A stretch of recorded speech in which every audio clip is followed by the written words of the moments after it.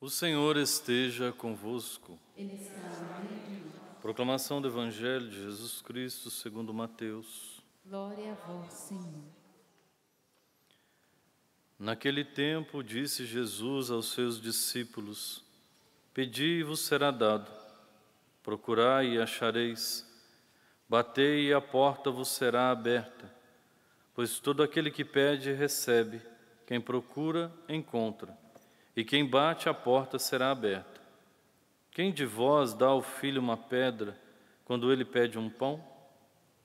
Ou lhe dá uma cobra quando ele pede um peixe?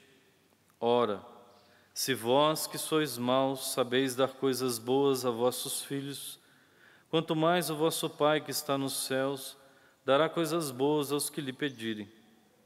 Tudo quanto quereis que os outros vos façam, fazei também a eles. Nisto consiste a lei e os profetas. Palavra da salvação. Glória a vós, Senhor.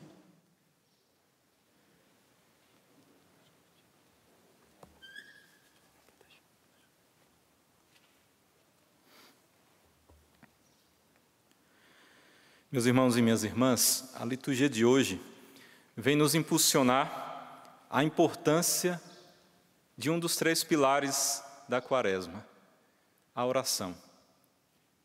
E uma coisa acertada que nós devemos fazer nesse tempo da Quaresma é justamente investir a nossa vida, todas as nossas forças na vida de oração.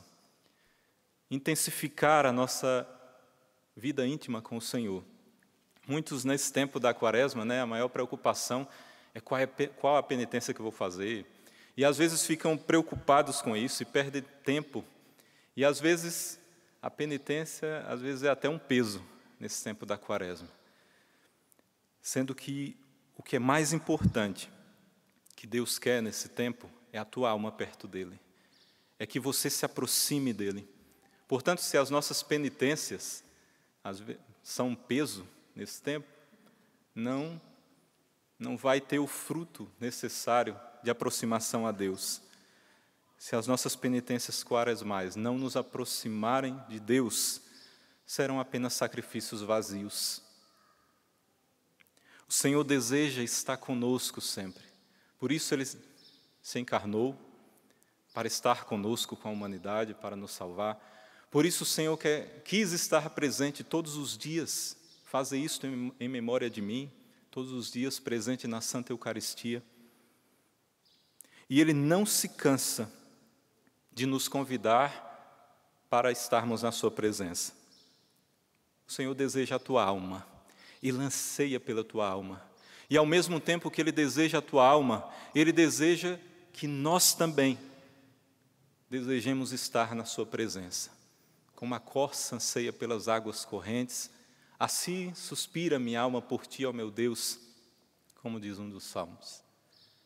A nossa alma precisa desejar estar na presença de Deus.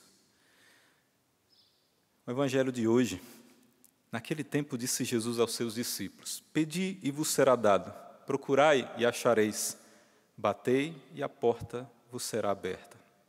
Pois todo aquele que pede recebe, quem procura encontra, e quem bate a porta será aberta.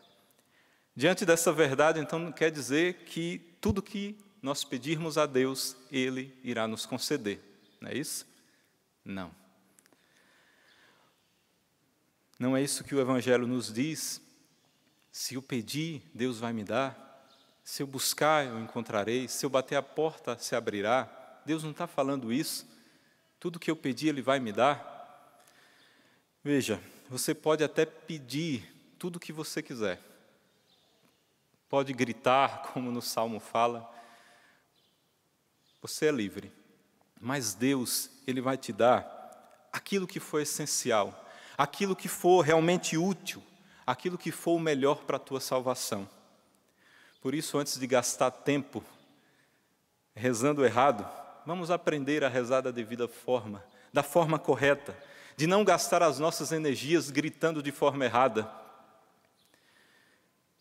Deus quer dar coisas boas aos seus filhos, como no Evangelho fala. e não satisfazer os caprichos da humanidade.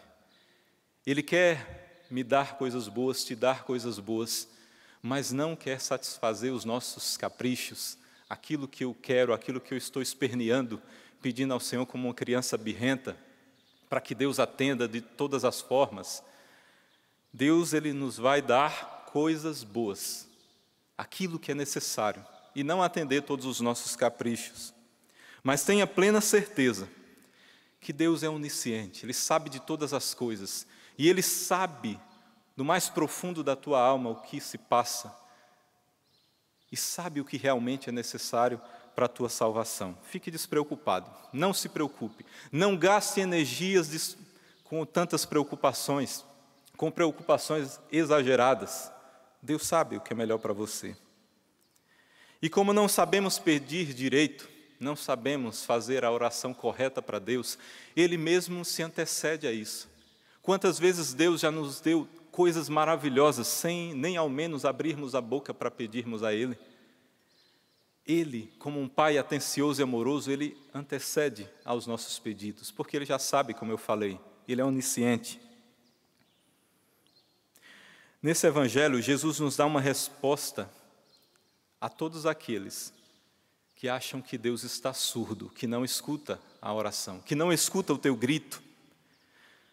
O Senhor Jesus nos dá uma resposta a todos nós que muitas vezes achamos que Deus não responde aos nossos pedidos, que não atende àquilo que nós pedimos, que não realiza a cura que nós tanto pedimos, o milagre que nós tanto pedimos para nós ou para os nossos. Jesus nos responde. E Ele trata todos esses questionamentos como absurdos. É um absurdo ter esses questionamentos diante de um Deus que é amor, diante de um Deus que é Pai. Porque nós acabamos colocando um Deus que é Pai e que tem um amor incomparável, inconfundível, incondicional. Nós colocamos o amor de Deus inferior ao amor dos pais e mães humanos, que, como Jesus disse, mesmo sendo maus, sabeis dar boas coisas aos vossos filhos. Quem de vós dá ao filho uma pedra quando esse filho pede um pão? Ou lhe dará uma cobra quando ele pede um peixe? Veja, Jesus aqui está falando, tratando os questionamentos da humanidade como absurdos diante de Deus. Ele diz: ora, se vós que sois maus, sabeis dar coisas boas a vossos filhos, quanto mais vosso Pai que está nos céus dará coisas boas aos que lhe pedirem. Quanto mais Deus. Não devemos colocar o amor de Deus inferior ao amor humano. O amor de Deus é totalmente superior. Porém, muitas graças Deus só vai nos conceder se nós buscarmos a vida interior, a vida nele, a vida de oração. E isso para o nosso bem, porque Ele quer que nós nos coloquemos em inteira confiança a Ele, que nós cresçamos nessa confiança nele, que nós possamos reconhecer que Ele é realmente um Deus que é Pai e que quer realmente o bem para todos nós. Portanto, muitas graças nós só provaremos se buscarmos a vida interior, se buscarmos a Deus na intimidade. Deus não vai agir pela tua insistência, Deus não vai agir pela nossa insistência, mas vai agir quanto mais o buscarmos, não pelaquilo que nós queremos, não pelaquilo que nós desejamos, não pelaquilo que é a nossa vontade, mas Ele vai agir ao passo que cada vez mais nós nos conformarmos à sua vontade. E para isso nós precisamos saber quem Ele é, e para isso nós precisamos entender o coração de Deus, e para isso precisamos da vida íntima, da vida de oração, estar na sua presença. Se orarmos sem cessar, com perseverança e confiança, nós provaremos das maiores maravilhas que esse Deus de amor, que é Pai, que é amor, vai fazer na minha vida e na tua vida. Mas para isso, Deus vai conceder ao passo que nós progredirmos na vida interior. A primeira leitura nos apresenta a oração de Esther. ela estava numa situação extrema de angústia, não por sua própria causa, mas pelo povo de Deus que estava em perigo. E Esté confia na bondade e misericórdia desse Deus, que ela conhece, porque ela era íntima dele. A rainha Esté, temendo o perigo de morte que se aproximava, buscou refúgio no Senhor. Já nesse início, nós temos um segredo da vida de oração. A nossa busca pela oração não é buscar pedir coisas, não é buscar que Deus realize coisas na nossa vida, mas buscarmos o refúgio nele, como o filho que busca o pai para se refugiar, como aquele que angustiado está, mas muitas vezes nem pede para que o Senhor elimine aquela angústia, mas vai à sua presença para estar nele, para estar sobre as suas asas, buscar refúgio no Senhor. E ela prostou-se por terra desde a manhã até ao anoitecer. Veja, ela buscou a oração, buscou o refúgio no Senhor, e diz a palavra que ela buscou desde a manhã até ao anoitecer. Quantas vezes a nossa oração são apenas 5 minutos ou 10 minutos e apenas de questionamentos para com Deus? Às vezes de questionamentos como os que eu coloquei aqui, às vezes dizendo: Senhor, Tu não age na minha vida, eu rezo tantas vezes e Tu não concede nada a mim. Muitos até aquele velho ditado que deve sair das nossas vidas, né? Quanto mais eu rezo, mais assombração aparece. Se está aparecendo assombração é porque está rezando para a pessoa errada. Se rezar para Deus, assombração nenhuma vai ter. E se rezarmos mais e muito mais, mais Deus vai ser o nosso refúgio, a nossa rocha firme. Ela rezou de manhã até o anoitecer. Muitas vezes a nossa oração, como eu disse, são apenas minutos e minutos de cobrança diante de Deus. E ali gastamos poucos minutos, já nos cansamos e fruto nenhum temos, porque não rezamos direito. A rainha Esté rezou durante todo o dia, de manhã até o anoitecer, buscando refúgio em Deus. Deus de Abraão, Deus de Isaque, Deus de Jacó, Tu és bendito. Veja o início da oração de Esté. É uma oração de louvor, de agradecimento a Deus, de adoração ao Deus Altíssimo, ao Deus que agiu em Abraão, Isaque e Jacó, em todo o seu povo. Uma oração de agradecimento. Tu és bendito, ó Deus, por tudo que Tu fizeste. Vem em socorro, pois estou só, e não tenho outro defensor fora de Ti, Senhor.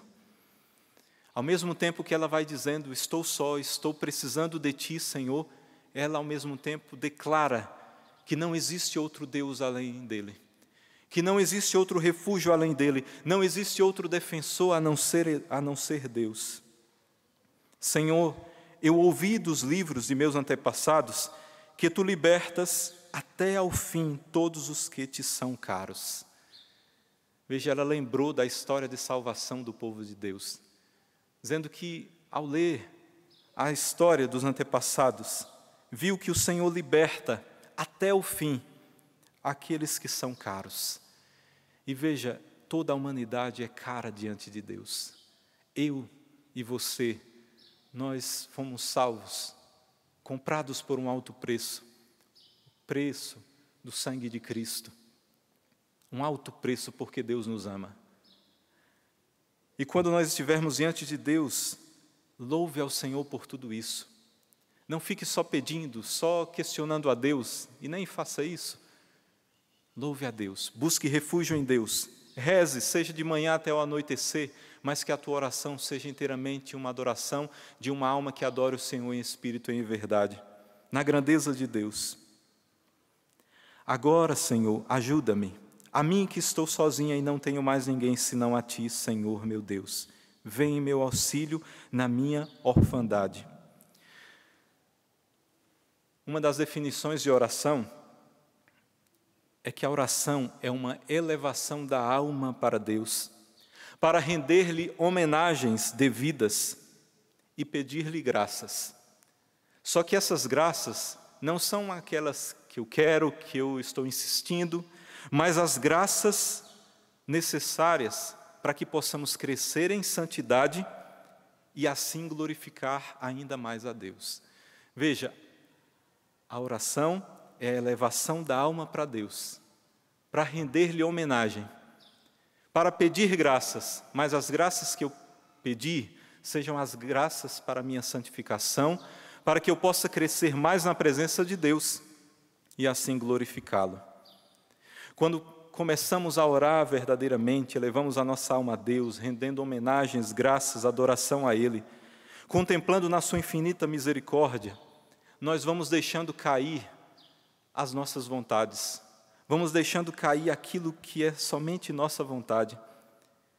E ao passo que vamos deixando cair a nossa vontade, a vontade de Deus vai crescendo. Vamos entendendo a vontade de Deus. E daí a nossa oração vai ser somente aquela oração de Maria: faça-se em mim a tua vontade. Faça-se em mim somente a tua vontade, Senhor. Quando nós vamos aprendendo a rezar verdadeiramente, em espírito de adoração, de louvor, de engrandecimento a Deus Altíssimo e Soberano, rendendo graças a Ele, as nossas vontades vão sumindo e nós vamos nos rendendo inteiramente à vontade de Deus. E aí vai ser fácil dizer: sim, Senhor, faça-se em mim a tua vontade.